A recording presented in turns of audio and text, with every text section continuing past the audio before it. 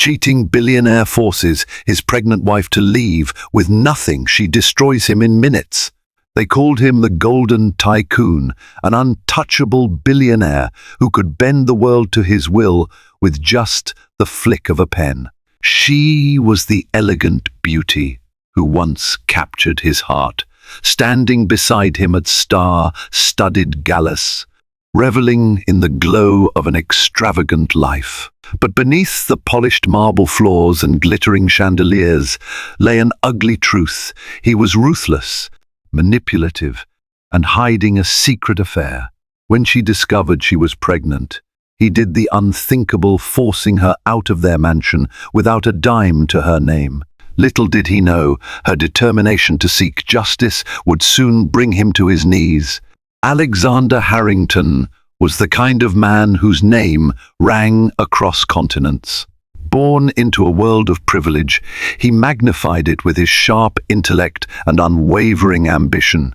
By the age of 35, Alexander stood at the helm of Harrington Global Investments, a heavyweight contender on Wall Street with connections spanning from Zurich to Hong Kong. Reporters often referred to him as the Golden Tycoon, a moniker he wore as comfortably as his custom-tailored suits.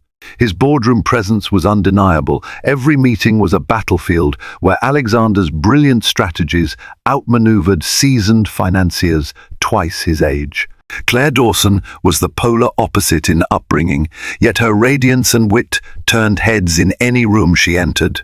Raised in a modest home in upstate New York, she learned early on the value of hard work and sincerity. Her parents had owned a small bed and breakfast near the peaceful lakes of the Adirondacks, instilling in her the virtue of genuine hospitality. Armed with an unwavering belief in love and loyalty, Claire moved to New York City in her 20s, determined to carve her own destiny. She had a passion for interior design, and soon her unique creative flair earned her a modest but loyal clientele. It was at a charity event for St. Jude Children's Research Hospital that their paths first collided. Claire had been invited by a client who appreciated her design expertise. Alexander was the keynote speaker, cutting a striking figure on stage with his confident gestures and resonant voice. His speech about philanthropic responsibility, a term he claimed all wealthy individuals should embrace, electrified the crowd. Even Bill Gates, who had donated to the cause that evening, nodded in approval from the front row. After the speech, Claire was captivated enough to linger near the stage. In a moment that felt almost scripted, Alexander spotted her. He made his way through the throng of sycophants, introduced himself with the kind of charm usually reserved for silver screen leading men, and asked her name. Claire, initially stunned by his direct approach, answered with poise. He found her modesty refreshing, so far removed from the usual arrogance and social climbing he often encountered. Their first official date was at Le Bernardin, one of the city's top Michelin star restaurants. The night buzzed with energy and possibility. They spoke for hours about her dreams of designing boutique hotels that were not only luxurious, but also deeply sustainable, and about his plans to transform Harrington Global Investments into a powerhouse that financed green tech ventures and community development programs. Claire, naive and hopeful, believed she had found a man whose ambitions aligned with her own moral compass. Within a year, their whirlwind romance led them to say, "I do" in a lavish ceremony at the Plaza Hotel. The guest list brimmed with luminaries, CEOs of multinational companies, senators, celebrities, and even a cameo by Leonardo DiCaprio. Everywhere, the hush of awe enveloped them.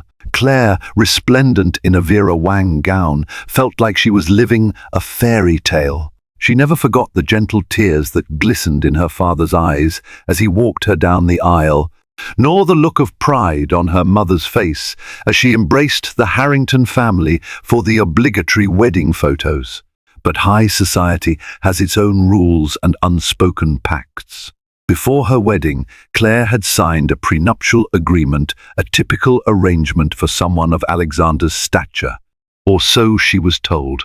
Though it pricked her sense of romantic trust, Alexander charmed her with sweet promises of security. "The prenup is just a formality," he'd said. "You'll never have to worry about money. I want you to be happy, always." In the beginning, Claire was thrilled to host charity events, decorate their penthouse overlooking Central Park, and accompany Alexander to boardroom dinners. Their home was a testament to her artistic vision, floor-to-ceiling windows, plush earth-toned sofas, and walls adorned with abstract paintings from emerging artists she admired. Their gatherings were the talk of the town, featuring the right balance of opulence and warmth. Some nights, they'd lie awake in bed, discussing future family plans too, maybe 3 children, a second home by the Italian coast, a pledge to remain each other's best friend through every storm life might throw at them. But the cracks appeared gradually, like hairline fractures in fine china. A suspicious text on Alexander's phone here, a late-night business call there. Claire reasoned it away. He was a billionaire, after all, and what billionaire isn't busy? She tried to see the best in him, telling herself that it was her job to be supportive. Yet, the hush of night sometimes found her awake, her heart uneasy, listening to the hum of the city below. As the tension in her chest grew, she told herself it was paranoia, a leftover instinct from her simpler upbringing. Little did she know that beneath the polished smiles and sweet words, Alexander was orchestrating a life she never imagined possible, one where her love and loyalty would be trampled in a ruthless quest to protect his image and fortune. Still, in the early days, Claire cherished the illusions of a perfect marriage, trusting wholeheartedly that Alexander truly loved her. Those illusions were about to be shattered irrevocably. Almost 2 years into their marriage, Claire noticed she felt more fatigued than usual. She brushed it off as the demands of her design projects and the philanthropic functions she organized. Then came the bouts of morning nausea. One chilly January morning, she woke before dawn, feeling unusually queasy. Racing to the bathroom, she felt her stomach lurch, and by the time Alexander stirred from his side of the bed, her suspicions crystallized. She might be pregnant. Claire purchased a home pregnancy test in secret, not wanting to raise Alexander's hopes or concerns unnecessarily. And there it was, 2 pink lines confirming that their carefully laid plans for a family were becoming a reality sooner than expected. A swirl of excitement and anxiety consumed her. She recalled his words, "I can't wait to have kids with you. We'll show them the world." She decided to share the news that evening. That evening, however, Alexander returned unusually late. He had been traveling extensively, first to London for a high-stakes merger, then to Singapore for a technology conference. His once frequent calls and messages had dwindled, replaced by rushed texts that always ended with the same generic sentiment, "Love you, but busy. Talk soon." Claire had left him 6 voicemails over the last 2 days, all unanswered. By the time Alexander stepped into their penthouse, the clock neared midnight. Claire, fighting to stay awake, greeted him with a relieved smile. She tried to hide her disappointment at his tardiness as she brought him his favorite scotch on the rocks and gently massaged his shoulders. "Long day?" she ventured, hoping for some semblance of emotional intimacy. "Yes," he replied, curtly, draining the scotch in a single gulp. He loosened his tie and sank into a velvet armchair facing the window. The city sparkled below, but in Claire's chest, dread formed an icy knot. Something about his distant demeanor weighed heavily on her. "I have some news," she began softly, stepping closer to him. She rested a trembling hand on her abdomen, hoping he'd notice the significance. He glanced up, eyebrows raised. "You do? All right, let's hear it." No warmth, no curiosity, just terse indifference. she exhaled, willing herself not to cry. "I'm pregnant, Alexander. We're going to have a baby." A shy, hopeful smile spread across her face. For a fleeting moment, his expression softened, almost as if he might stand up and wrap her in the tightest embrace. But just as quickly, he masked it with a polished smile that failed to reach his eyes. "That's wonderful news," he said at last, though his voice lacked the enthusiasm she'd prayed for. Claire felt the blow of disappointment, but she tried to soothe herself with rationalizations. "He's tired. He's stressed about the new business deals. He needs time to process." The next day, she woke up determined to allow him space, thinking that a heartfelt celebration of this baby could come later. She immersed herself in researching prenatal vitamins and scheduling a doctor's appointment. Secretly, she browsed for baby clothes, tiny onesies that melted her heart. But as her pregnancy progressed, Alexander's behavior turned more erratic. He would vanish for days on alleged business trips, returning with only a perfunctory kiss on the forehead. When asked about the reasons behind his extended absences, he'd become evasive, even snapping at her on occasion. Calls went unreturned more often than not. The affectionate man she once knew had retreated behind a wall of secrecy that Claire couldn't breach. Then came the dinner at the Four Seasons. Alexander was hosting a small gathering for foreign investors, and he insisted that Claire join to maintain appearances. She found herself seated next to a well-known investment banker and longtime friend of Alexander's, Patrick Layton. Patrick was a jovial man with a slight British accent, rumoured to have cut deals with Morgan Stanley and JPM Morgan Chase that soared into the billions. Across the table, Alexander was engrossed in conversation with a stunning brunette named Bianca Rossi, an up-and-coming hedge fund manager from Italy. Claire felt a pang of jealousy shoot through her. The brunette's manicured hand lingered on Alexander's arm a bit too long whenever she laughed. Her body language radiated flirtation. At first, Claire doubted herself. Maybe this was just business banter. But the more she observed, the more the coil of insecurity tightened in her gut. Over the course of the evening, she witnessed hushed whispers between them, exchanged looks that held an intimacy far too personal for colleagues. Claire tried to remain poised, projecting the calm grace of a supportive wife. When dinner concluded, she hurried to Alexander's side and looped an arm through his. He stiffened at her touch. "I'm tired. I need to head home," Claire said softly, hoping he'd offer to escort her. Instead, he forced a polite smile and replied, "Go on without me. I need to finalize some details with Bianca."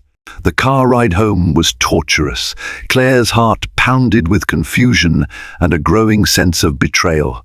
She recalled every rumor she'd shrugged off in the past tales of Alexander's roving eye, his rumored dalliances with corporate assistants, the whispered scandals that always mysteriously disappeared from the tabloids.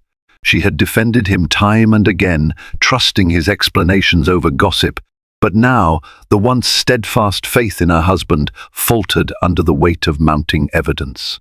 Over the next few weeks, Claire tried talking to him about her suspicions. Each time, he deflected with impatience or hostility. "Don't be ridiculous," he'd hiss, voice dripping with annoyance. "Bianca is just a contact for a European expansion. Stop inventing dramas in your head."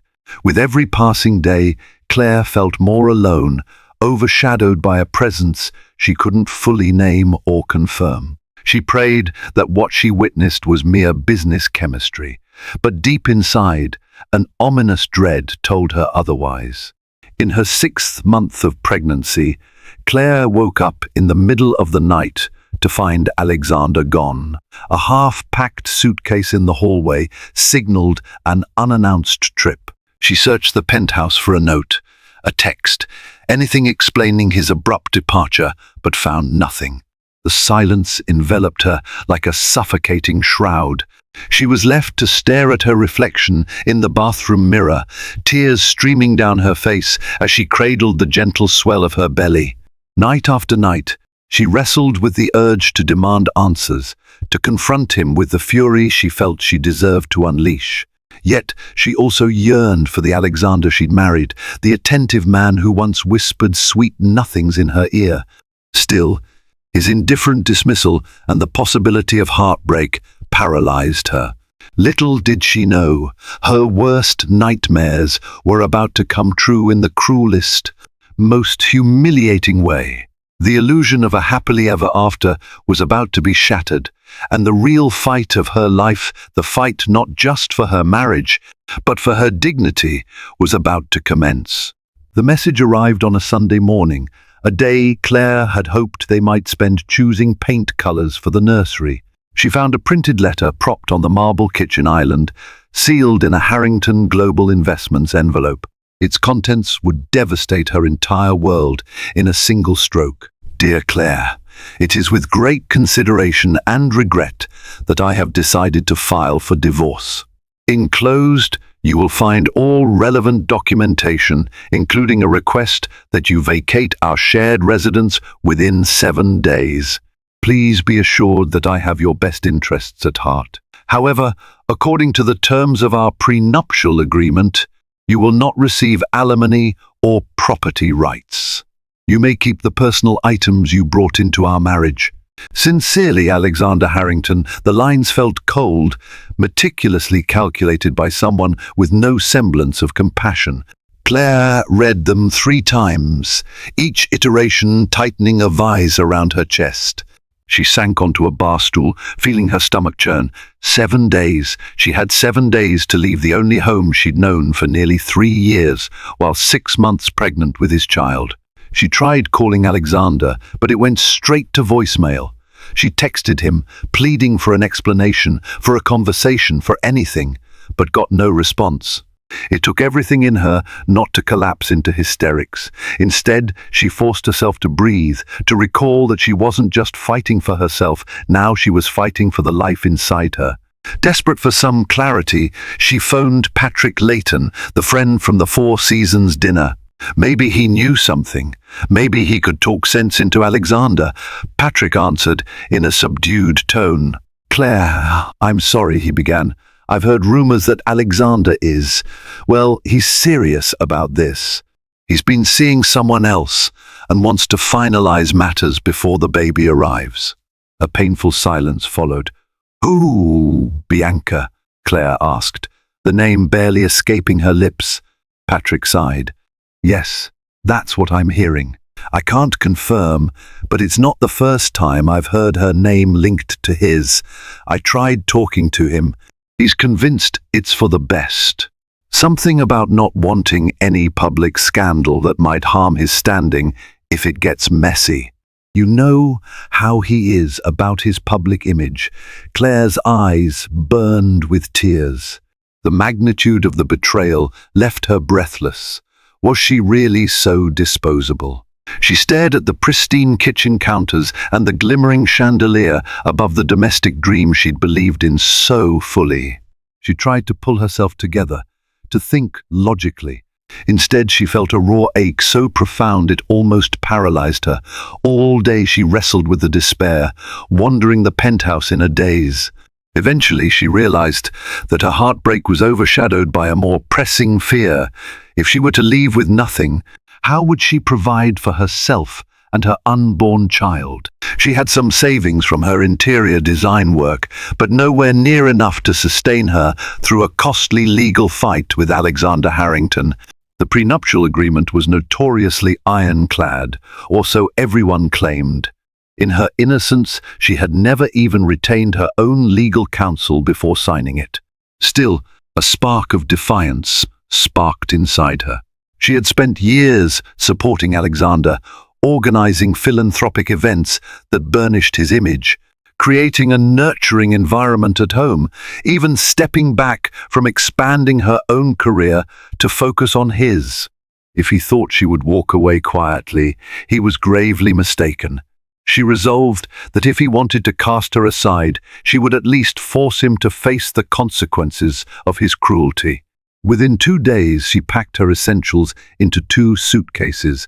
Tearfully, She walked through each room in the penthouse, memories flooding back, her laughter echoing in the living room during their first Christmas, the corner of the bedroom where she first told him she loved him, the nursery she'd barely begun planning. She fought a war within herself, heartbreak over losing the life she'd built, and steely determination to fight for what she believed she deserved. And so, late one night, she left. The doorman offered a sympathetic nod, loading her luggage into a cab. Claire clutched her phone and wallet, feeling the subtle weight of her unborn child inside her. As the taxi pulled away from the glittering tower, she felt a wave of panic. Where would she go? She ended up at a small hotel in Midtown, its modest lobby a far cry from the opulence she was used to. The manager, a kindly older man named James, recognized her from a charity gala she'd helped organize for local homeless shelters. "Miss Harrington?" he whispered, surprised to see her in jeans and a wrinkled coat, looking exhausted and teary-eyed. Claire forced a watery smile. "I just need a quiet place, James. Discreet, if that's possible." James nodded in understanding, and within minutes she had a comfortable, if humble, room. That night, Claire curled up on the bed, hugging a pillow and wishing it were Alexander's arms. But the memory of his callous letter hardened her resolve. She wasn't alone, she had the baby, and she owed it to that tiny life to be strong. Morning arrived, and she knew what she had to do: find a lawyer, someone formidable enough to challenge the power and wealth of Alexander Harrington. She spent hours scrolling through law firm websites on her phone. A name surfaced repeatedly: Rachel Morgan. Claire recalled reading about Rachel in a Forbes article titled "America's Top 10 Divorce Attorneys for the Elite." She was renowned for her ruthless cross-examinations and her ability to dismantle even the most airtight prenuptial agreements. She had represented celebrities, captains of industry, and even a European princess in a highly publicized settlement. If anyone could take on Alexander and his high-powered legal team, it was Rachel. Summoning all her courage, Claire dialed the number. A crisp female voice answered, "Morgan and Associates." "How may we help you?" "Hello," Claire said, voice trembling slightly. I need to speak with Miss Rachel Morgan about a divorce case. It's urgent." The assistant hesitated for a moment, likely accustomed to endless calls from potential clients who might not afford the firm's retainer. "Ma'am, we're quite booked. Do you have counsel who can speak to Miss Morgan's office for a referral?" Claire swallowed hard. "I don't. This is a high-profile situation. My name is Claire Harrington. Perhaps you've seen me in the news. My husband is Alexander Harrington." She paused, letting that sink in. Even if the name no longer brought her comfort, she knew the gravity it carried in legal circles. A longer pause followed. "Please hold," the assistant finally said, her tone shifting into professional urgency.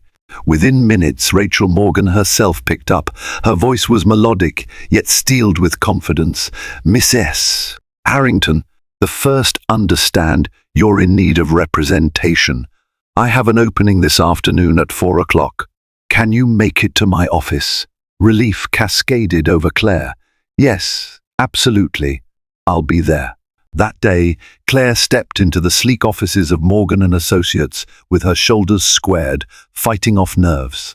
She noticed the hush of deference the staff offered Rachel whenever she appeared. The attorney was in her mid-40s, with an elegant bob haircut, a tailored navy pantsuit, and an air of unflinching authority. She extended her hand in greeting. "Claire, I've been following your story from the tabloids. Please come in." The next hour was a whirl of intense conversation, with Claire explaining the prenuptial agreement, the timing of Alexander's betrayal, and her pregnancy. Rachel's sharp eyes flashed with empathy and then a cunning determination. "Well, you've come to the right place," Rachel said, leaning back in her seat. The prenuptial agreement is formidable, but no agreement is entirely bulletproof. We'll need to gather evidence, challenge the conditions under which you signed, and highlight the moral turpitude of forcing a pregnant wife out on the street. Judges don't look kindly on a father who abandons his unborn child. Claire's heart soared with cautious hope. She told Rachel everything: the suspicious texts, the nights he didn't come home, Bianca's presence. She even recalled a detail that might prove crucial: Alexander's repeated promises that she would always be cared for, made verbally but never captured in writing. He told me the prenup was just a formality, that if anything happened, I'd be taken care of. Her eyes filled with tears. I believed him, Rachel nodded. We can argue undue influence or misrepresentation. This is going to be a fight, no question about it. Harrington's legal team is top-notch, but I've bested them before, and I can do it again. She paused, then offered a small, comforting smile. You're not in this alone, Claire. We'll hold him accountable for every single tear he's made you shed. In that moment, a sense of gratitude washed over Claire. She realized that, for the first time in weeks, she felt something resembling hope. Yes, Alexander had cast her aside. Yes, he wielded enormous power, but she was not powerless. She had her will to fight, and now she had Rachel Morgan. That night, alone in her hotel room, Claire pressed her hands gently to her belly and whispered, "We're going to be okay." She believed it, or at least wanted to believe it, because the real battle was just beginning, and Alexander Harrington was about to learn that the woman he had underestimated had far more strength than he ever gave her credit for. The following week, Claire found herself thrust into a whirlwind of legal preparations. Rachel Morgan wasted no time assembling a strategic team. Paralegals rummaged through business records, bank statements, and every public document that could hint at Alexander's missteps.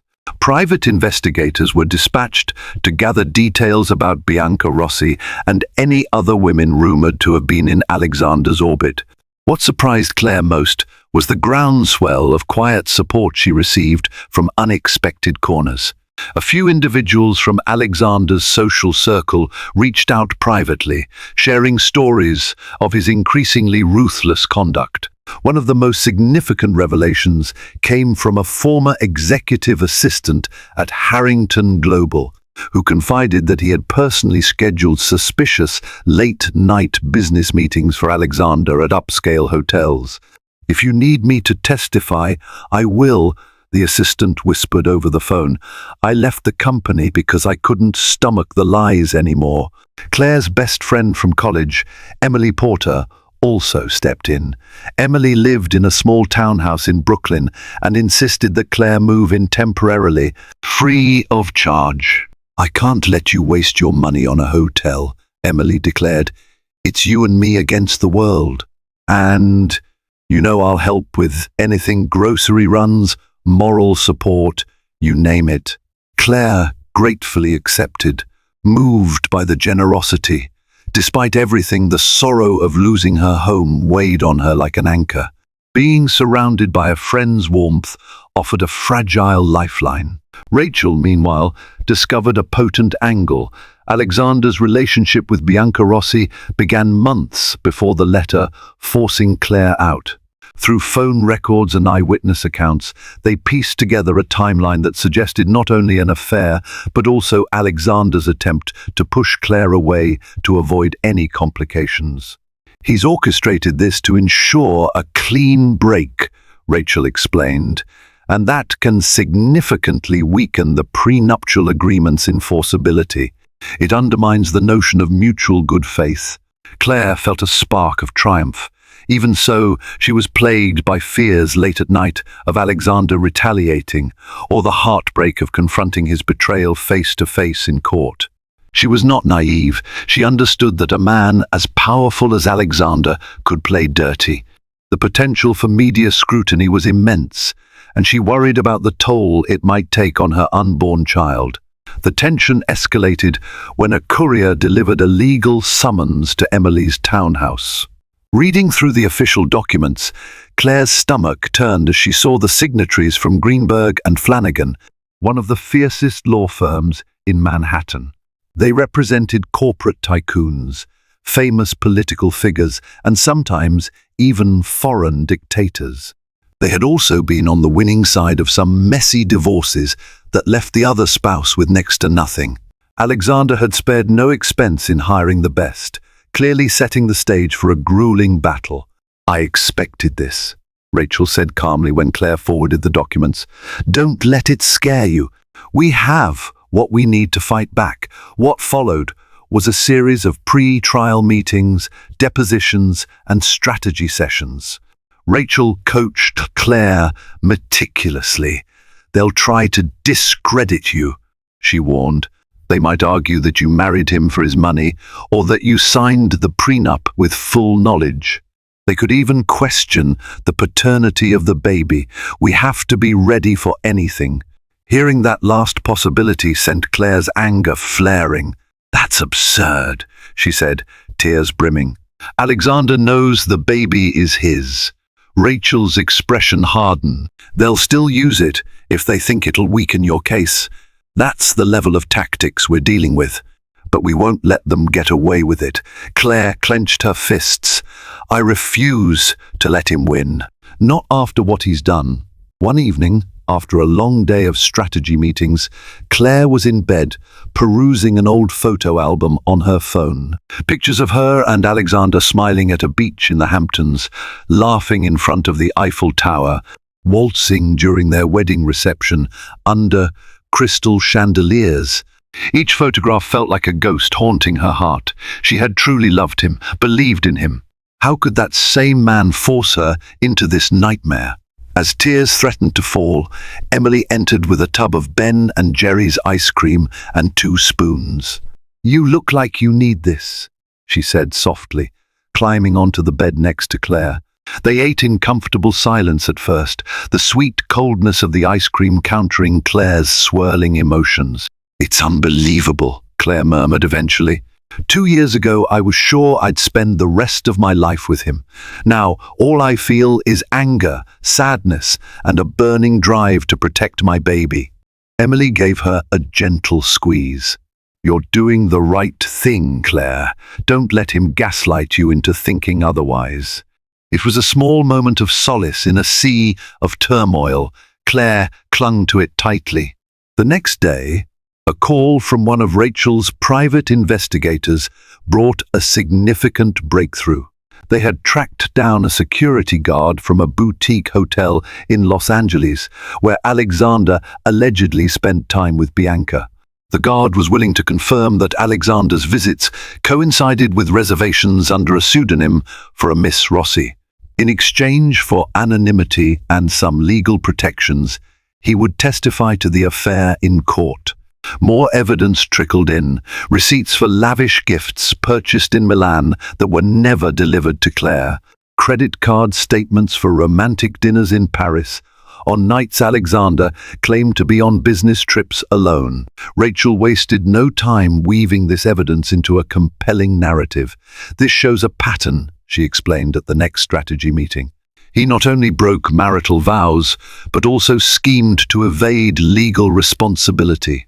We can argue that he deliberately orchestrated the prenuptial terms to place you in a financially vulnerable position and used marital assets on his affair." Claire felt a righteous indignation stir in her.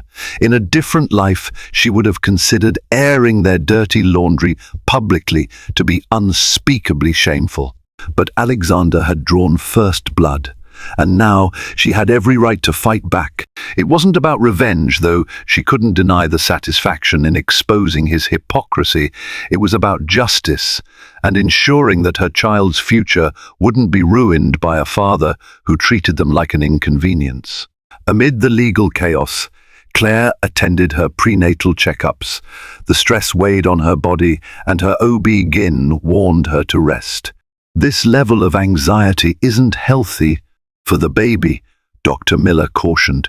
"Try to find some moments of peace if you can." Following her doctor's advice, Claire devoted an hour each morning to quiet meditation, focusing on her growing baby. She shut out thoughts of court battles and depositions, inhaling serenity and exhaling dread. Some days were easier than others.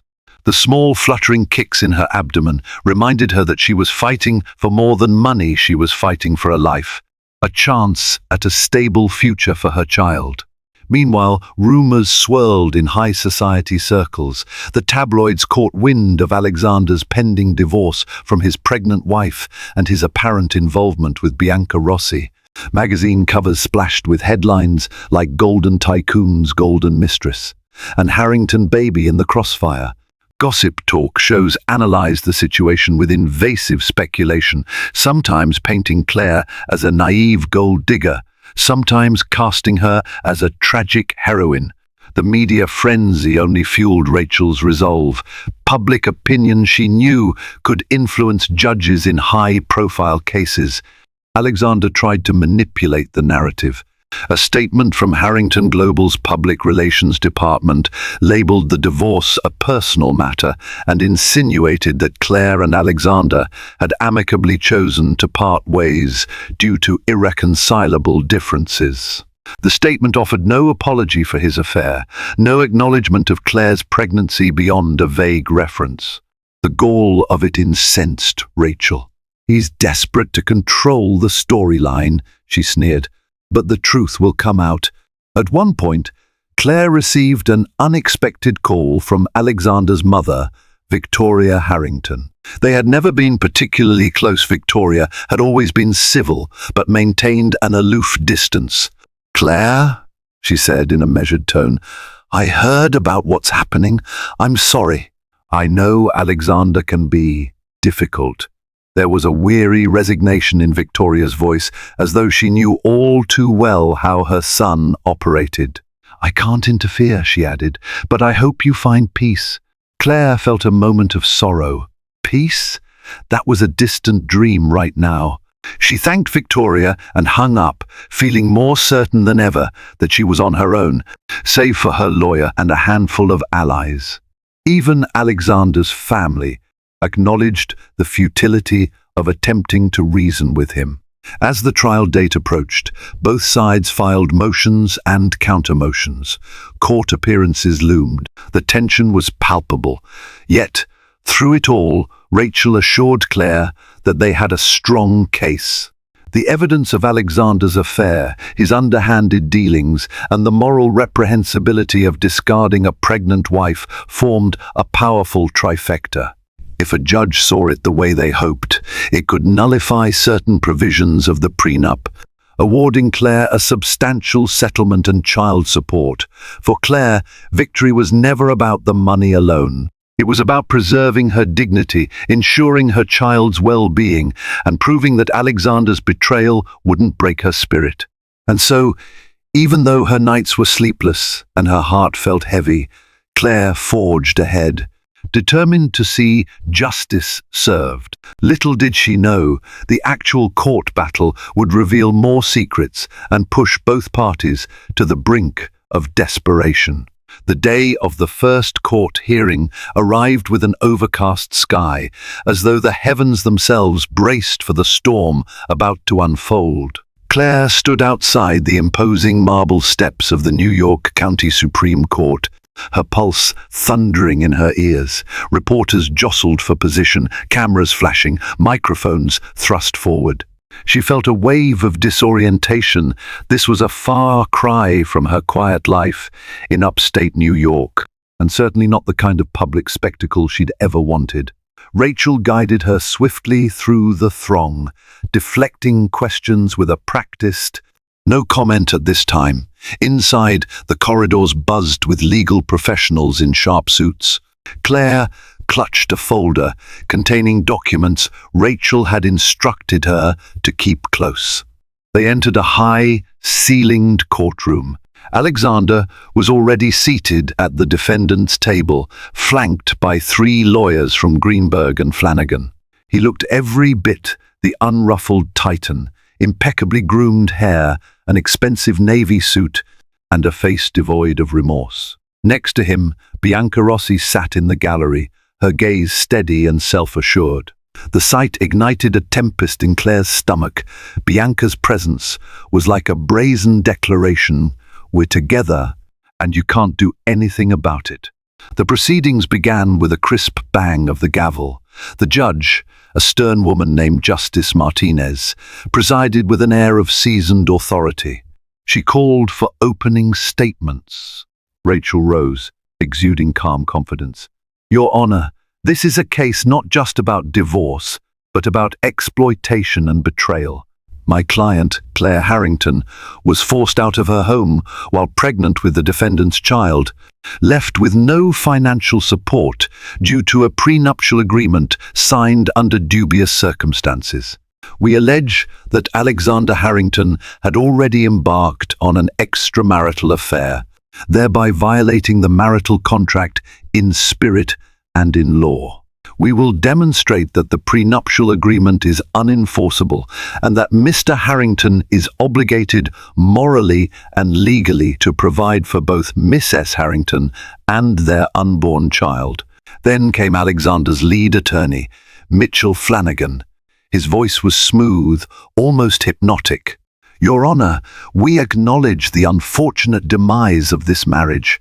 However, my client abided by the terms of a valid prenuptial agreement that Miss S. Harrington signed willingly and with legal counsel present. Furthermore, Mr. Harrington has never refused to support his child, but Miss S. Harrington has not afforded him the opportunity to do so privately.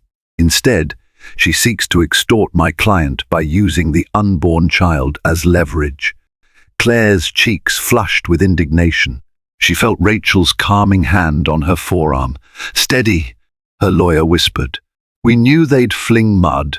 One by one, witnesses were called. Rachel presented the hotel security guard who testified to Alexander's stays with Bianca. He described how Mr. Harrington was often seen entering a suite late at night with Miss Rossi, corroborating date stamps on credit card receipts. Alexander's attorney tried to discredit the guard, implying he was seeking a quick payday, but the guard's testimony was consistent and backed by digital logs. Bianca shifted uncomfortably in her seat, momentarily glancing at Alexander for reassurance. Next, they presented the former executive assistant, who confirmed scheduling personal meetings for Alexander that were actually rendezvous with Bianca. Emails introduced into evidence showed intimate language. The hush that fell over the courtroom was electric, each damning piece of evidence stacking up against Alexander. Alexander's team tried a different angle, implying that Claire had known about the affair and consented to an open marriage. They produced an email chain from months before the separation in which Claire wrote, "I understand you have to travel and do what you must for the business." The defense twisted this to suggest she sanctioned all of Alexander's dealings. The cross-examination was harrowing. Claire's words were manipulated into unrecognizable insinuations. Her voice trembled as she explained that she was merely referring to legitimate business needs, never consenting to an extramarital affair. When it was Alexander's turn on the stand, he emanated an almost chilling composure. "I never intended to abandon Claire," he claimed. "We simply grew apart, and she refused to communicate her dissatisfaction until it was too late. As for Bianca, yes, we are in a relationship, but it began after Claire and I had reached an impasse." His eyes flickered over to Claire, a cold detachment in them. Rachel's cross-examination of Alexander was relentless. She drilled into the timelines, producing flight itineraries, phone call logs, and a stack of emails.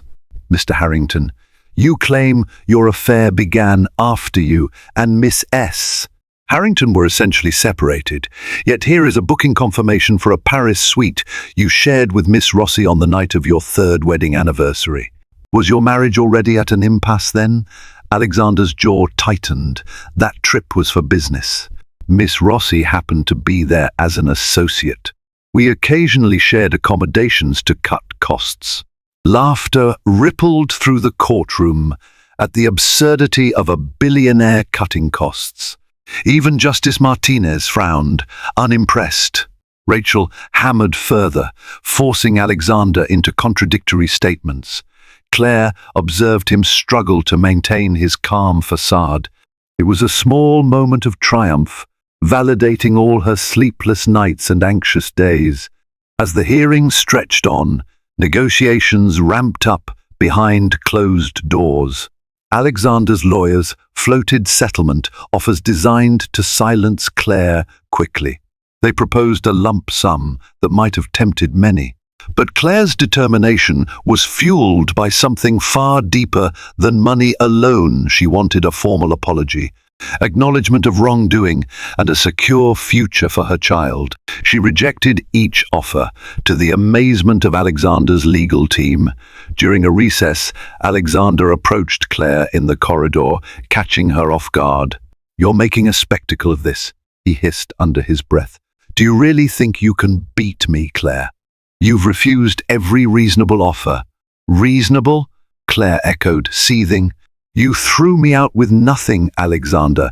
You want to buy my silence so you can keep playing the victim? I won't let you." His eyes darkened. "You're pregnant with my child. I was willing to provide for you quietly, but if you insist on making this public, don't expect mercy when I win." She felt a rush of nausea and fury, but she held her ground. "I don't want your mercy. I want justice." He scoffed and turned on his heel, stalking away. Yet that encounter reinvigorated Claire's resolve. She knew she was doing the right thing. By the final days of the hearing, the tension was at a fever pitch. A forensic accountant hired by Rachel took the stand, explaining how Alexander siphoned marital assets to fund personal indulgences for Bianca, ranging from a diamond necklace to a lavish trip aboard a private yacht near Mykonos. The data was undeniable: receipts, wire transfers, and corporate account statements, all pointing to questionable activity. This revelation not only painted Alexander as an unfaithful spouse, but also hinted at financial impropriety that could concern the SEC if it involved misused funds from Harrington Global. Alexander's calm veneer began to crack. The press lapped it up, sensationalizing every twist. Rachel strategically leaked enough information to the media to ensure Alexander's once gilded reputation faced serious blowback. Corporate sponsors started voicing concern. Rumors swirled that Harrington Global's board of directors considered an internal review of Alexander's leadership. Then came the day of closing arguments. Rachel stood before Justice Martinez and delivered a speech that left the courtroom spellbound. "Marriage is a partnership," she intoned. "My client devoted herself to supporting her husband, professionally, emotionally, socially, only to be cast aside when she became pregnant with his child. Mr. Harrington's actions are not merely morally reprehensible, they also invalidate the good faith premise upon which the prenuptial agreement was signed. It is our stance that Miss S. Harrington deserves equitable restitution, not as a handout, but as her right after the betrayal and subterfuge orchestrated by Mr. Harrington." Flanagan, on the other hand, portrayed Claire as a cunning opportunist who saw her pregnancy as leverage. He insisted that she was perfectly aware of the prenuptial agreement's implications and had willfully entangled Alexander in a public scandal for personal gain. With closing arguments concluded, Justice Martinez declared she would review the evidence and issue her decision in a week's time. The tension was excruciating. Claire felt simultaneously hopeful and terrified. Outside the courthouse, reporters bombarded Claire with questions as she left, guarded by Rachel and Emily. She answered only one, her voice quivering with emotion. "I just want what's fair. I just want to protect my baby." In the swirl of camera flashes and shouted queries, Claire realized that no matter the verdict, she had found an unshakable sense of self. She was no longer just Alexander Harrington's wife or a helpless victim. She was a mother, a fighter, and a woman reclaiming her story. The final judgment would either solidify her triumph or send her back into the shadows. But one thing was certain: she would never again allow herself to be silenced. A week later, Claire and Rachel sat side by side in the courtroom, tension rippling through every muscle. Alexander was present, arms folded, jaw clenched. Bianca was noticeably absent, possibly to avoid further negative publicity. Justice Martinez entered, the entire courtroom falling silent. She took a seat, cleared her throat, and began reading her verdict in a measured tone. Having reviewed the evidence presented, the testimonies of witnesses, and the arguments from both counsel, the court finds that the prenuptial agreement, while validly executed, was breached in spirit by Mr. Harrington's extramarital affair and misallocation of marital assets to fund said affair. Therefore, certain provisions limiting Miss S. Harrington's right to spousal support are nullified. Claire could scarcely breathe. Rachel gripped her hand tightly. The judge continued, "Additionally, Mr. Harrington's public and private conduct toward his pregnant wife and the undue pressure put upon Miss S. Harrington to vacate their marital home suggest a lack of equitable treatment. As such, Miss S. Harrington is awarded substantial spousal support and child support, subject to periodic review by this court.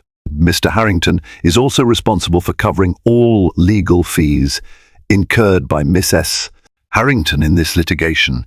Alexander's face drained of color, his lawyer's shoulders sagging in defeat.